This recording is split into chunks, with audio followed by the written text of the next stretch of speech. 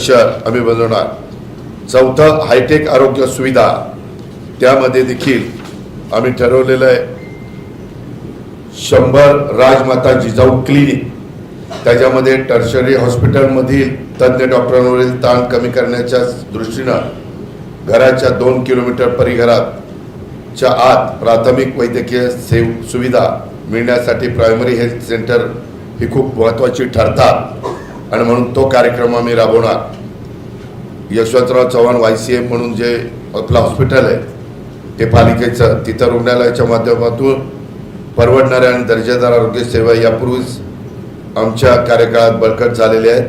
पुढील टप्प्यामध्ये देखील कर्करोग रुग्णालयाची स्थापना, PCMC, स्वतःचं MBBS वैद्यकीय महाविद्यालय, अद्ययावत बर्न वॉर्ड सुविधा उपलब्ध करणार, तज्ज्ञ डॉक्टरांच्या डिजिटल सल्ल्या मसलतीनं टेलिमेडिसिन सेवा सुरू करणार, पोर्टेबल डायग्नोस्टिक युनिट तैनात करणार, नागरिकांना व्यापक आरोग्य विमा संरक्षण त्या ठिकाणी देणार, मग MRI, CT स्कॅन व तत्सम चाचण्या अल्प दरात उपलब्ध करून देणाऱ्या लॅब PPP मॉडेलवर अंतर्गत उभारणार।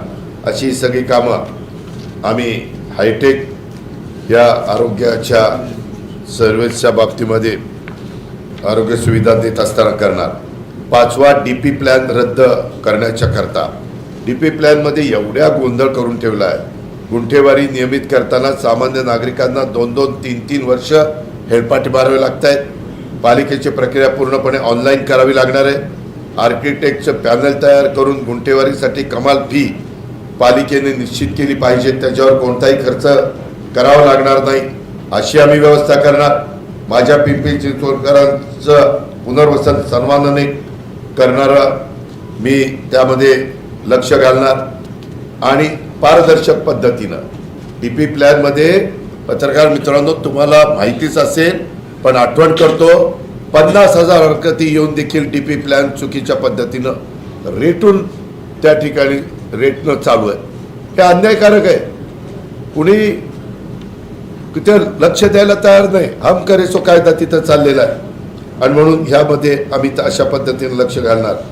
मंजुरीपूर्व स्वतंत्र ऑडिट करणार, झोपडपट्ट्यांचे विस्थापन नव्हे तर पुनर्वसन करणार आणि ह्याच्यातनं हे सगळ्या घरांचा प्रश्न मार्गी लावणार।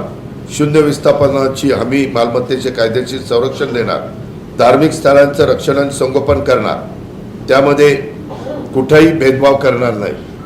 जे कुठले आपले धार्मिक स्थळ आहे ते कुठल्याही जातीची, पंथाची, धर्माची, प्रांताची असू द्या, तिथं आपल्याला रक्षण पण करायचं आहे आणि संगोपन पण करायचं आहे, कारण श्रद्धास्थानावर आघात होणार नाही याची काळजी ज्या त्या शहरामध्ये लॉ अँड ऑर्डर चांगली राहण्याच्या करता करावीच लागते। भावना भडकवायला फार अक्कल लागत नाही।